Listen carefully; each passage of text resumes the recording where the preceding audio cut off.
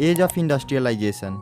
इन 1900 ET. Paul नाम के एक पॉपुलर म्यूजिक पब्लिशर ने एक म्यूजिक बुक पब्लिश की, जिसके कवर पेज पर डॉन ऑफ सेंचुरी की ये वाली पिक्चर थी। इस पिक्चर के सेंटर में ये जो गॉडेस लाइक फिगर है, ये एंजल ऑफ प्रोग्रेस को दर्शाती है, जो अपने एक हाथ में न्यू सेंचुरी का फ्लैग लेकर विंग्स वाले व्हील पर बैठी हुई है। ये जो व्हील्स है वो टाइम को सिंबलाइज करती है, जो फ्यूचर की तरफ जा रही है। उसके पीछे railway, camera, machine, printing press और फैक्ट्री जैसे प्रोग्रेस के साइन दिख रहे हैं। इस चैप्टर में एक और पिक्चर दी गई है, जिसमें दो मैजिशियंस दिखाए गए हैं। पिक्चर के ऊपर वाले पार्ट में अलादीन है, जो अपने मैजिक लैम्प से एक खूबसूरत महल बना रहा है, और वहीं पिक्चर के नीचे वाले पार्ट में मॉडर्न मैकेनिक है, जो अपने मॉडर्न टूल से ब्रिज, शिप्स, टावर्स और हाई राइज बिल्डिंग्स बना रहा है। अलादीन पास्ट को और ईस्टर्न कंट्रीज को रिप्रेजेंट कर रहा है, वहीं मैकेनिक मॉडर्निटी और वेस्टर्न कंट्रीज को रिप्रेजेंट कर रहा है। इस चैप्टर में हम पहले ब्रिटेन के कंटेक्स्ट में पढ़ेंगे, जो पहला इंडस्ट्रियल नेशन था। फिर हम अपने इंडिया के कंटेक्स्ट में पढ़ेंगे, जहां इंडस्ट्रियल चेंज का पैटर्न कॉलोनियल रूल से प्रभावित था। तो चलिए स्टार्ट करते हैं।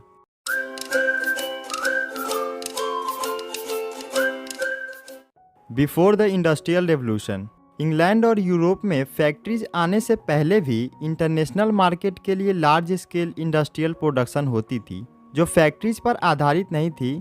कई हिस्टोरियंस इस फेज को प्रोटो इंडस्ट्रियलाइजेशन कहते हैं। 17th और 18th सेंचुरी में यूरोप के शहरों के मर्चेंट्स गांव की तरफ जाते थे और वहां के पीजेंट्स और आर्टिसियंस को पैसे देकर उनसे इंटरनेशनल मार्केट के लिए सामान तैयार कराते थे। वर्ल्ड ट्रेड के एक्सपेंशन और कॉलोनीज के मिलने से गुड्स की डिमांड तो बढ़ गई थी, लेकिन शहरों में प्रोडक्शन बढ़ाना मुश्किल था, क्योंकि वहां अर्बन क्राफ्ट्स और ट्रेड गिल्ड्स पावरफुल थे। ये एसोसिएशंस क्राफ्ट पीपल को ट्रेन करते थे, प्रोडक्शन को कंट्रोल करते थे, कंपटीशन और प्राइजेस को रेगुलेट करते थे और नए लोगों को ट्रेड में एंट्री करने से रोकते थे। रूलर्स अलग अलग गिल्ड्स को स्पेसिफिक प्रोडक्ट पर मोनोपोली राइट देते थे, इसलिए नए मर्चेंट्स के लिए शहरों में बिजनेस शुरू करना मुश्किल था। इसलिए वो गांव की तरफ बढ़ने लगे। गांव में गरीब पीजेंट्स और आर्टिसियंस मर्चेंट्स के लिए काम करने लगे। ये वही टाइम था जब ओपन फील्ड्स खत्म हो रही थी। गरीब पीजेंट्स जो पहले कॉमन लैंड्स पर डिपेंड थे, अब उन्हें नए इनकम सोर्सेज ढूंढने पड़ रहे थे। बहुत से लोगों के पास छोटे प्लॉट्स थे, जो घर के सभी मेंबर्स को काम नहीं दे सकते थे। इसलिए जब मर्चेंट्स आए और उन्हें सामान बनाने के लिए पैसे दिए, तो पीजेंट्स ने उनके लिए काम करना शुरू कर दिया। इस तरह पीजेंट्स को नए इनकम सोर्सेस मिल गए। इस सिस्टम की वजह से शहरों और गांव के बीच एक गहरा संबंध बन गया। मर्चेंट शहरों में बसे थे, लेकिन उनका ज़्यादातर काम गांव में होता था। इस तरह प्रोटो इंडस्ट्रियलाइजेशन कमर्शियल एक्सचेंज का एक नेटवर्क बन गया, जिसमें सिर्फ मर्चेंट्स और फैमिलीज थे, एक भी फैक्ट्रीज नहीं थी। The coming up of the factory. England में पहली फैक्ट्री 1730 में आई, लेकिन 18th सेंचुरी के एंड तक फैक्ट्रीज के नंबर में ज़्यादा इजाफा हुआ। न्यू एरा का पहला सिंबल कॉटन था, जिसका प्रोडक्शन 19th सेंचुरी के एंड तक बढ़ गया। 1760 में Britain 2.5 million pound raw cotton import करता था, जो 1787 तक 22 मिलियन पाउंड तक पहुंच गया। ये बदलाव प्रोडक्शन प्रोसेस में कई चेंजेस की वजह से हुआ। आइए उनमें से कुछ को देखते हैं। 18th सेंचुरी में कई इन्वेंशंस हुए, जिससे प्रोडक्शन प्रोसेस के हर स्टेप की इफिशियंसी बढ़ गई। अब सभी वर्कर ज़्यादा प्रोड्यूस करने लगे। फिर रिचर्ड आर्कराइट ने कॉटन मिल बनाया। इससे पहले कपड़े बनाने का काम गांव के घरों में होता था, लेकिन अब नए महंगे मशीन्स मिल्स में सेटअप किए जा सकते थे। मिल्स में सभी प्रोसेस एक छत के नीचे एक साथ होती थी, जिससे प्रोडक्शन प्रोसेस पर ज़्यादा अच्छे से नज़र रखा जा सकता था, क्वालिटी को चेक किया जा सकता था और लेबर को रेगुलेट किया जा सकता था, जो कि गाँव में होना मुश्किल था। 19th सेंचुरी के शुरुआत तक फैक्ट्रीज इंग्लिश लैंडस्केप का एक महत्वपूर्ण हिस्सा बन गई। The pace of industrial change. इस टॉपिक को हम 4 पॉइंट्स की हेल्प से समझेंगे। पहला, ब्रिटेन में सबसे डायनेमिक इंडस्ट्री कॉटन और मेटल थी। पहले फेज में 1840s तक कॉटन इंडस्ट्री सबसे आगे थी, बट रेलवेज के एक्सपेंशन के बाद आयरन और स्टील इंडस्ट्री ने लीड लिया। 1873 तक ब्रिटेन आयरन और स्टील का एक्सपोर्ट 77 मिलियन पाउंड कर रहा था, जो कॉटन एक्सपोर्ट के वैल्यू का डबल था। दूसरा, नई इंडस्ट्रीज ट्रेडिशनल इंडस्ट्रीज को आसानी से रिप्लेस नहीं कर सकी। लेट 19th सेंचुरी तक टोटल वर्कफोर्स का 20% से भी कम लोग टेक्नोलॉजिकली एडवांस इंडस्ट्रियल सेक्टर में एम्प्लॉयड थे। टेक्सटाइल एक डायनेमिक सेक्टर था, लेकिन इसका ज़्यादातर प्रोडक्शन फैक्ट्रीज के बाहर डोमेस्टिक यूनिट्स में होता था। तीसरा, ट्रेडिशनल इंडस्ट्रीज़ में भी धीरे धीरे चेंजेज हो रहे थे। जैसे छोटे छोटे इन्वेंशंस कई नॉन मैकेनाइज्ड सेक्टर के ग्रोथ का कारण बनी। चौथा, टेक्नोलॉजी धीरे धीरे स्प्रीड हुई। नई टेक्नोलॉजी महंगी थी और मर्चेंट्स और इंडस्ट्रियलिस्ट इसे खरीदना नहीं चाह रहे थे, क्योंकि मशीन्स अक्सर ख़राब हो जाती थी और उनका रिपेयर कॉस्टली होता था। 1781 में जेम्स वाट ने स्टीम इंजन इम्प्रूव किया और उसे पेटेंट करा लिया, बट उनके इंडस्ट्रियलिस्ट फ्रेंड मैथ्यू बोल्टन को इस मॉडल को सेल करने में बहुत मुश्किल हुई। 19वीं सेंचुरी के शुरुआत में पूरे इंग्लैंड में सिर्फ 321 स्टीम इंजन्स थे। इनमें से 80 कॉटन इंडस्ट्रीज़ में, 9 वुल इंडस्ट्रीज़ में और बाकी माइनिंग और आयरन वर्क में थे। स्टीम इंजन्स बाकी इंडस्ट्रीज़ तक बहुत लेट पहुंचा, क्योंकि इंडस्ट्रियलिस्ट ने इसे धीरे धीरे अडॉप्ट किया। Hand labour and steam power. Victorian Britain में ह्यूमन लेबर की कोई कमी नहीं थी। गरीब पीजेंट शहरों में काफ़ी संख्या में काम की तलाश में आते थे। जैसा कि हम जानते हैं, जब लेबर ज़्यादा होता है तो वेज अपने आप कम हो जाता है। इसलिए इंडस्ट्रियलिस्ट को ना तो लेबर की कमी होती थी और ना ही उन्हें ज़्यादा वेज देने पड़ते थे, इसलिए उन्होंने मशीन्स लगाना ज़रूरी नहीं समझा। कई इंडस्ट्रीज़ में लेबर की डिमांड सीजनल थी और जहाँ प्रोडक्शन सीजन के हिसाब से बढ़ता या घटता था, वहाँ इंडस्ट्रियलिस्ट हाथ से काम करने वाले लोगों को रखना पसंद करते थे, ताकि वो सीजन के हिसाब से वर्कर्स को हायर कर सकें। कुछ प्रोडक्ट सिर्फ हाथों से ही बनाए जा सकते थे। मशीन्स यूनिफॉर्म और स्टैंडर्डाइज्ड गुड्स मार्केट के लिए बनाने के लिए बनी थी, लेकिन मार्केट में कई बार नए डिज़ाइन और शेप वाले गुड्स की डिमांड होती थी। जैसे मिड 19वीं सेंचुरी में ब्रिटेन में 500 तरह के हैमर्स और 45 तरह की एक्सेस होती थी। इन चीज़ों को बनाने के लिए ह्यूमन स्किल की ज़रूरत होती थी, ना कि मशीन्स की।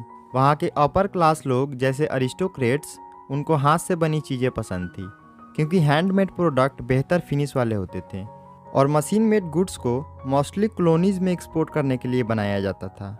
जिन कंट्रीज़ में लेबर की कमी थी, वहाँ के इंडस्ट्रियलिस्ट मशीन्स का इस्तेमाल करने में इंटरेस्टेड थे, ताकि ह्यूमन लेबर की ज़रूरत को मिनिमाइज किया जा सके।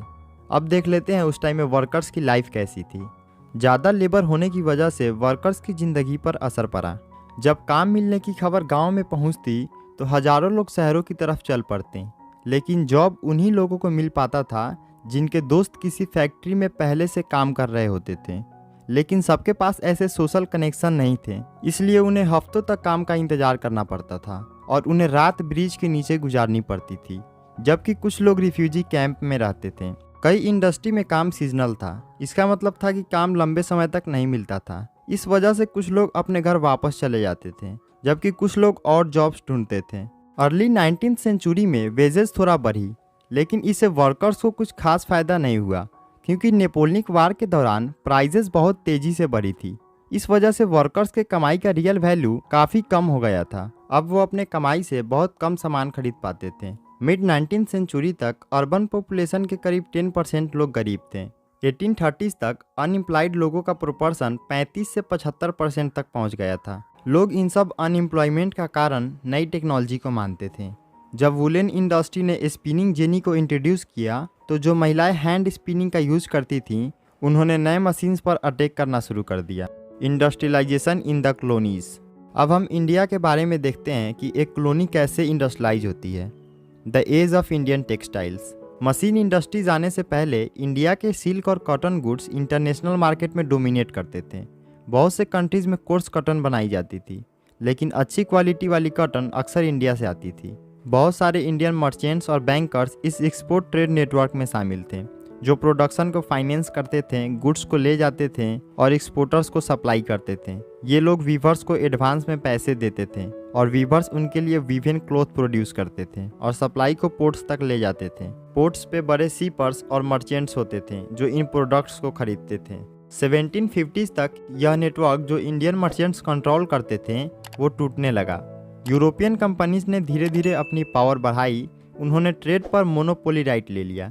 इसका रिजल्ट यह हुआ कि सूरत और हुगली जैसे पुराने पोर्ट्स जहां लोकल मर्चेंट्स ऑपरेट करते थे, वो डिक्लाइन होने लगा। इन पोर्ट से एक्सपोर्ट बहुत तेजी से गिर गया और लोकल बैंकर्स धीरे धीरे बैंकक्रप्ट हो गए। 17वीं सेंचुरी के लास्ट ईयर में सूरत से होने वाले ट्रेड की वैल्यू 16 मिलियन से घटकर 1740s तक 3 मिलियन तक हो गई। जब सूरत और हुगली पोर्ट डिक्लाइन हो रहा था, तभी मुंबई और कोलकाता ग्रो होने लगा। नए पोर्ट से होने वाले ट्रेड्स यूरोपियन कंपनीज के कंट्रोल में थे। जब कई पुरानी ट्रेडिंग हाउसेस कोलैप्स हो गई तो कुछ लोगों ने यूरोपियन कंपनीज के साथ ऑपरेट करना शुरू कर दिया। ये चेंजेस वीवर्स और दूसरे आर्टिसियंस की जिंदगी में कैसे अफेक्ट कर रहे थे, आइए नेक्स्ट टॉपिक में समझते हैं। What happened to weavers? 1760s के बाद ईस्ट इंडिया कंपनी की पावर कंसोलिडेट होने के बाद भी इंडियन टेक्सटाइल एक्सपोर्ट में कमी नहीं आई, क्योंकि ब्रिटिश कॉटन इंडस्ट्रीज एक्सपैंड नहीं हुई थी और इंडियन फाइन टेक्सटाइल्स की यूरोप में बहुत डिमांड थी। इसलिए कंपनी इंडियन टेक्सटाइल के एक्सपोर्ट को बढ़ाने में इंटरेस्टेड थी।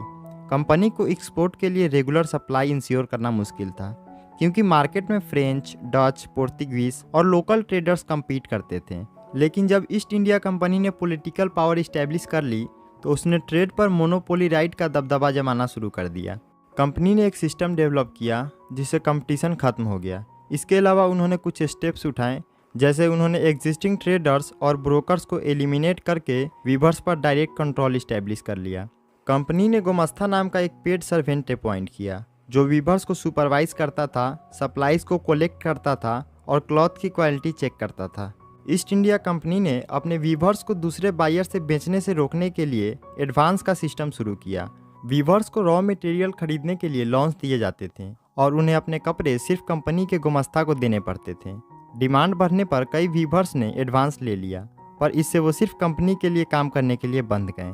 गुमास्ताज बाहर के लोग होते थे जो विलेज में आकर वीवर्स को समय पर सप्लाई ना देने पर उन्हें मारते पीटते थे और वीवर्स को वो बहुत कम पैसा देते थे। अब वीवर्स दूसरे बायर्स को कपड़े नहीं बेच सकते थे। इस वजह से कई वीवर्स अपना गांव छोड़कर चले गए या खेती करने लगे। Manchester comes to India. 1772 में हेनरी पटुलो, जो एक कंपनी ऑफिशियल थे, उन्होंने कहा था कि इंडियन टेक्सटाइल की डिमांड कभी भी कम नहीं होगी, क्योंकि किसी दूसरी कंट्री के पास इतने हाई क्वालिटी के गुड्स नहीं हैं। लेकिन 19th सेंचुरी के शुरुआत तक इंडियन टेक्सटाइल एक्सपोर्ट डिक्लाइन होना शुरू हो गया। 1811 से 12 में इंडिया का एक्सपोर्ट 33% था, लेकिन 1850 से 51 तक यह सिर्फ 3% रह गया। ऐसा इसलिए हुआ क्योंकि इंग्लैंड में कॉटन इंडस्ट्रीज बढ़ने लगी थी। वहाँ के इंडस्ट्रियल ग्रुप्स ने गवर्नमेंट पर प्रेशर डाला कि इंडियन टेक्सटाइल पर इंपोर्ट ड्यूटीज लगाई जाए, ताकि मैनचेस्टर के गुड्स ब्रिटेन में बिना किसी कंपटीशन के बिके। ईस्ट इंडिया कंपनी ने भी ब्रिटिश गुड्स को इंडियन मार्केट में बेचना शुरू कर दिया। इस वजह से इंडियन कॉटन वीवर्स की एक्सपोर्ट मार्केट कोलैप्स हो गई और लोकल मार्केट मैनचेस्टर इंपोर्ट से भर गई। मशीन से बने कपड़े सस्ते होते थे, इसलिए लोकल वीवर्स उनसे कम्पीट नहीं कर सकते थे। 1860s तक वीवर्स को रॉ कॉटन की शॉर्टेज का सामना करना पड़ा, क्योंकि अमेरिकन सिविल वार के बाद ब्रिटेन ने इंडिया से कॉटन मंगाना शुरू कर दिया। यह सभी फैक्टर्स ने मिलकर इंडियन वीवर्स की कंडीशन और ख़राब कर दी और इंड तक इंडियन फैक्ट्रीज ने भी मशीन मेड गुड्स प्रोड्यूस करना शुरू कर दिया। Factories come up. 1854 में पहली कॉटन मिल बॉम्बे में आई और 2 साल बाद प्रोडक्शन शुरू हुआ। 1862 तक वहाँ 4 मिल्स चल रही थी, जिसमें 94,000 स्पिंडल्स और 21,000 लूम्स थे। इसी समय बंगाल में भी जूट मिल शुरू हुई। पहली जूट मिल 1855 में आई और दूसरी 1862 में। नॉर्थ इंडिया के कानपुर में 1860s में एलिगिन मिल शुरू हुई और 1 साल बाद अहमदाबाद में पहली कॉटन मिल बनी। 1874 तक मद्रास में पहली स्पिनिंग और वीविंग मिल ने प्रोडक्शन शुरू किया। The early entrepreneurs. इंडस्ट्रीज अलग अलग रीजन में अलग अलग लोगों ने शुरू की। चाइना ट्रेड से कमाई करने के बाद कुछ बिजनेसमैन ने इंडिया में इंडस्ट्री सेटअप की। बंगाल में द्वारका नाथ टैगोर और बम्बे में पारसीस जैसे दीनसौ पेटिट और जमशेदजी टाटा ने इंडस्ट्री शुरू की। मारवाड़ी सेठ हुकुमचंद ने 1917 में पहली इंडियन जूट मिल शुरू की। कुछ मर्चेंट्स मद्रास से बर्मा और मिडिल ईस्ट के साथ ट्रेड करते थे, बट इंडियन मर्चेंट्स को लिमिटेड ट्रेड अपॉर्चुनिटीज़ मिली। Where did the workers come from. Factories को वर्कर्स की ज़रूरत थी और जैसे फैक्ट्रीज बढ़ रही थी वैसे वैसे वर्कर्स की डिमांड भी बढ़ती जा रही थी। 1901 में इंडिया के फैक्ट्रीज में 5,84,000 वर्कर्स थे। 1946 तक यह नंबर 24,30,000 तक पहुंच गया। वर्कर्स ज़्यादातर आसपास के गांव से आते थे। जैसे जैसे एम्प्लॉयमेंट के बारे में खबर फैलती, वर्कर्स दूर दराज के एरिया से आकर मिल्स में काम ढूंढते थे। जॉब पाना मुश्किल था क्योंकि जॉब सीकर का नंबर हमेशा जॉब से ज़्यादा होता था। मिल्स में एंट्री भी रेस्ट्रिक्टेड थी। इंडस्ट्रियलिस्ट अक्सर जॉबर्स को नए रिक्रूट भर्ती करने के लिए एम्प्लाई करते थे। जॉबर्स पुराने वर्कर्स होते थे जो अपने गाँव के लोगों को जॉब्स दिलाते थे और उन्हें शहर में सेटल करने में हेल्प करते थे। The peculiarities of industrial growth. European managing agencies India में इंडस्ट्रियल प्रोडक्शन को डोमिनेट करती थी। उसका फोकस एक्सपोर्ट ट्रेड के लिए प्रोडक्ट बनाने पर था, जैसे टी, कॉफ़ी, माइनिंग, इंडिगो और जूट। इंडियन बिजनेसमैन ने 19वीं सेंचुरी के एंड में इंडस्ट्री सेटअप करना शुरू किया, लेकिन उन्होंने मैनचेस्टर गुड्स के साथ कंपटीशन करने से बचने की कोशिश की। Indian mills course cotton yarn produce करते थे, जो हैंडलूम वीवर्स या चाइना को एक्सपोर्ट होती थी। 20वीं सेंचुरी के शुरू में स्वदेशी मूवमेंट ने लोगों को फॉरेन क्लॉथ को बाइकआउट करने के लिए मोबिलाइज किया। इस वजह से इंडियन इंडस्ट्रियलिस्ट ने यार्न से क्लॉथ प्रोडक्शन की तरफ शिफ्ट किया। 1900 से 1912 के बीच Indian cotton piece goods production double हो गया। वर्ल्ड वार फर्स्ट के दौरान ब्रिटिश मिल्स आर्मी की नीड्स को पूरा करने के लिए वार प्रोडक्शन में बिजी थी, इसलिए मैनचेस्टर इंपोर्ट्स इंडिया में कम होने लगा। इससे इंडियन मिल्स को एक बड़ा होम मार्केट मिल गया। वार के बाद ब्रिटेन की इकनॉमी गिर गई और मैनचेस्टर अपना पहले जैसा पोजीशन रिकवर नहीं कर पाए। इससे इंडियन इंडस्ट्रियलिस्ट को फ़ायदा हुआ और उन्होंने होम मार्केट कैप्चर कर लिया। Small scale industries predominate. World war के बाद फैक्ट्री इंडस्ट्रीज ने लगातार ग्रोथ की, लेकिन बड़े इंडस्ट्रीज भी अभी इकनॉमी का एक छोटा हिस्सा थी। 1911 में लगभग 67% इंडस्ट्रीज बंगाल और बॉम्बे में थी। कंट्री के बाकी हिस्सों में छोटे स्केल पर प्रोडक्शन होता था। 20वीं सेंचुरी में हैंडीक्राफ्ट का प्रोडक्शन भी एक्सपेंड हुआ। 19वीं सेंचुरी में मशीन मेड थ्रेड ने स्पाइनिंग इंडस्ट्रीज को खत्म कर दिया था, लेकिन वीवर्स ने अपना काम जारी रखा। 20वीं सेंचुरी में हाथ से बने कपड़े का प्रोडक्शन लगातार बढ़ता रहा। 1900 से 1940s के बीच यह लगभग 3 गुना हो गया। ये कैसे हुआ? इसका एक रीजन टेक्नोलॉजिकल चेंज था। हैंडीक्राफ्ट वर्कर्स ने नए टेक्नोलॉजी को अपना लिया, जिसे वो बिना ज़्यादा कॉस्ट बढ़ाए ज़्यादा प्रोडक्शन कर सकते थे। 20वीं सेंचुरी के दूसरे दशक तक वीवर्स ने फ्लाई शटल वाले लूम्स को यूज करना शुरू कर दिया।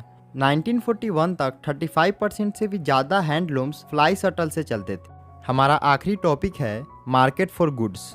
ब्रिटिश मैन्युफैक्चरर्स ने इंडियन मार्केट को कैप्चर करने की कोशिश की और इंडियन वीवर्स, क्राफ्टमैन, ट्रेडर्स और इंडस्ट्रियलिस्ट ने कॉलोनियल कंट्रोल का विरोध किया, टैरिफ प्रोटेक्शन की डिमांड की और अपने प्रोडक्ट के लिए मार्केट एक्सपेंड किया। लेकिन नए प्रोडक्ट्स तभी बिकेंगे जब उन्हें लोग खरीदना चाहेंगे। ये कैसे किया गया? इसका एक तरीका एडवर्टाइजमेंट था। एडवर्टाइजमेंट प्रोडक्ट को डिजायरेबल और नेसेसरी बनाकर दिखाता है। ये लोगों के माइंड में नए नीड्स क्रिएट करता है। आज हम एडवर्टाइजमेंट से घिरे हुए हैं। ये न्यूज़पेपर्स, मैगजीन्स और टेलीविज़न स्क्रीन पर दिखते हैं। लेकिन इंडस्ट्रियल एज के शुरुआत से ही एडवर्टाइजमेंट ने प्रोडक्ट्स के लिए मार्केट एक्सपेंड करने में एक इम्पोर्टेंट रोल प्ले किया है। जब मैनचेस्टर के इंडस्ट्रियलिस्ट ने इंडिया में कपड़े बेचना शुरू किया तो उन्होंने कपड़े के बंडल्स पर लेबल लगाए। लेबल्स इसलिए ज़रूरी थे ताकि कंपनी का नाम बायर्स को फैमिलियर हो। लेबल्स पर सिर्फ वर्ड्स और टेक्स्ट ही नहीं होते थे, बल्कि इमेज भी होती थी और यह अक्सर बहुत ही सुंदर तरीके से इलस्ट्रेटेड होती थी। इन लेबल्स पर अक्सर इंडियन देवी देवताओं की तस्वीरें होती थी। ऐसा लगता था जैसे देवताओं से उन्हें अप्रूवल मिला हो। ऐसा प्रिंट इसलिए किया जाता था ताकि प्रोडक्ट को इंडियन लोगों के लिए फैमिलियर बनाया जा सके। 19वीं सेंचुरी के आखिर तक मैन्युफैक्चरर्स ने अपने प्रोडक्ट पर कैलेंडर प्रिंट करना शुरू कर दिया। हमारा ये चैप्टर यहीं पे ख़त्म होता है। अगर आपको यह वीडियो अच्छा लगा हो तो इस वीडियो को लाइक कर दें और